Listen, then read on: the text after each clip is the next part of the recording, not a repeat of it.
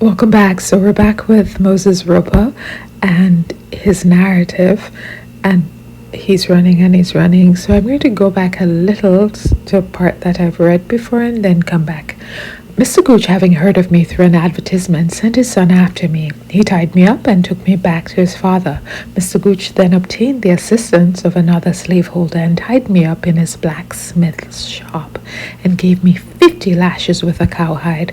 He then put a long chain weighing 25 pounds round my neck and sent me into the field, into which he followed me with the cowhide, intending to set his slave to flog me again. Knowing this and dreading to suffer again in this way, I gave him the slip and got out of his sight, he having stopped to speak with the other slaveholder. I got to the canal on the Catawba River, on the banks of which, and near to a lock, I procured a stone and a piece of iron, with which I forced the ring off my chain, and I got it off, and then crossed the river and walked about 25 miles, when I fell in with a slaveholder named Ballard, who had married the sister of Mr. Hammonds. I knew that he was not so cruel as Mr. Gooch, and therefore begged of him to buy me. Mr. Ballard, who was one of the best planters in the neighborhood, said that he was not able to buy me, and stated that he was obliged to take me back to my master on account of the heavy fine attaching to a man harboring a slave. Mr. Ballard proceeded to take me back. As we came into the sight of Mr. Gooch, all the treatment that I had met with there came forcibly upon my mind, the powerful influence of which is beyond description. So these are PTSD signs.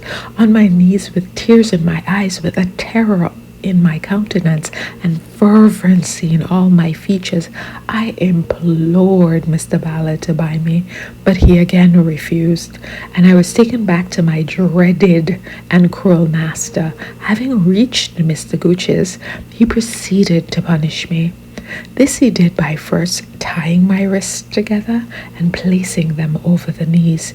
He then put a stick through under my knees and over my arms, and having thus secured my arms, he proceeded to flog me and gave me 500 lashes on my bare back. This may appear incredible, but the marks which they left at present remain on my body, a standing testimony to the truth of this statement of his severity. He then chained me down in a log pen with a 40-pound chain and made me lie on the damp earth all night. In the morning, after his breakfast, he came to me and, without giving me any breakfast, tied me to a large heavy barrow, which is usually drawn by a horse, and made me drag it to the cotton field for the horse to use in the field. Thus the reader will see that it was of no possible use to my master to make me drag it to the field and not through it. His cruelty went so far as actually to make me the slave of his horse, and thus to degrade me. He then flogged me again and set me to work in the cornfield the whole of the day, and at night chained me down in the log pen as before. The next morning he took me to the cotton field and gave me a third flogging and set me to hoe cotton.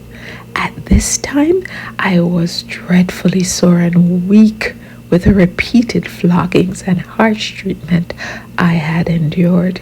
He put me under a black man with orders that if I did not keep my row up in hoeing with this man, he was to flog me. The reader must recollect here that, not being used to this kind of work, having been a domestic slave, it was quite impossible for me to keep up with him, and therefore I was repeatedly flogged during the day. divide and conquer, you see it? Mr. Gooch had a female slave about 18 years old who also had been a domestic slave, and through not being able to fulfill her task, had run away. Which slave he was at this time punishing for that offense. On the third day, he chained me to this female slave with a large chain of 40 pounds weight round the neck. It was most harrowing to my feelings thus to be chained to a young female slave for whom I would rather have suffered 100 lashes than she would have been thus treated. He kept me chained to her during the week and repeatedly flogged us both while thus chained together, and forced us to keep up with the other slaves, although slowed by the heavy weight of the long log chain. Here again, words are insufficient to describe the misery which possessed both body and mind whilst under this treatment, and which was most dreadfully increased by the sympathy which I felt for my poor degraded fellow sufferer. On the Friday morning, I entreated my master to set me free from my chains, and promised him to do the task which was given me, and more if possible, if he would desist from flogging me. This he refused to do until Saturday night, when he set me free. This must rather be ascribed to his own interest in preserving me from death, as it was very evident I would no longer have survived under such treatment. After this, though still determined in my own mind to escape, I stayed with him several months, during which he frequently flogged me, but not so severely as before related. During this time, I had opportunity for recovering my health and using means to heal my wounds. My master's cruelty was not confined to me.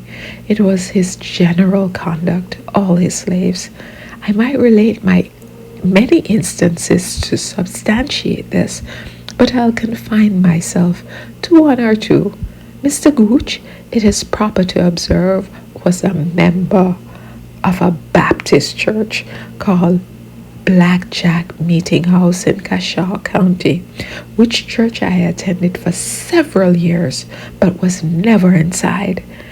This is accounted for by the fact that the colored population are not permitted to mix with the white population.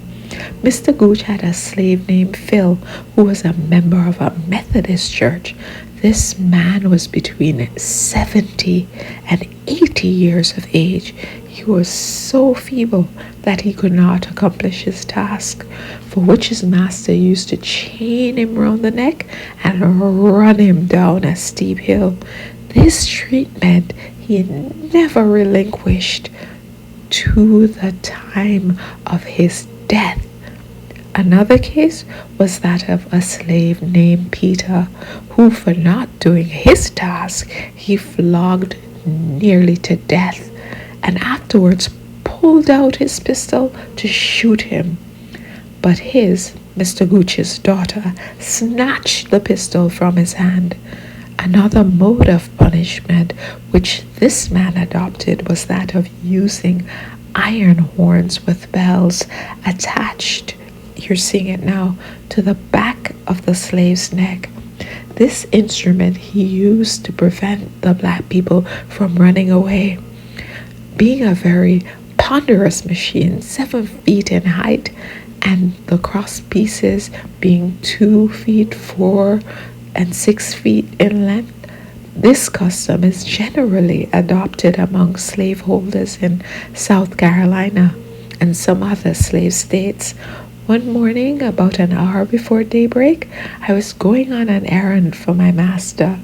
Having proceeded about a quarter of a mile, I came upon a man named King, Mr. Sumlin's overseer, who had caught a young girl that had run away with the above described machine on her. She proceeded miles from her station with the intention of getting into the hands of a more humane master. She came up with this overseer nearly dead and could get no farther. He immediately secured her and took her back to her master, a Mr. Johnston. Cruelty abounds, and you see clearly why he kept running away, because running away was the only sane thing to do to escape these monsters. You tell me what you think. Thanks so much for listening.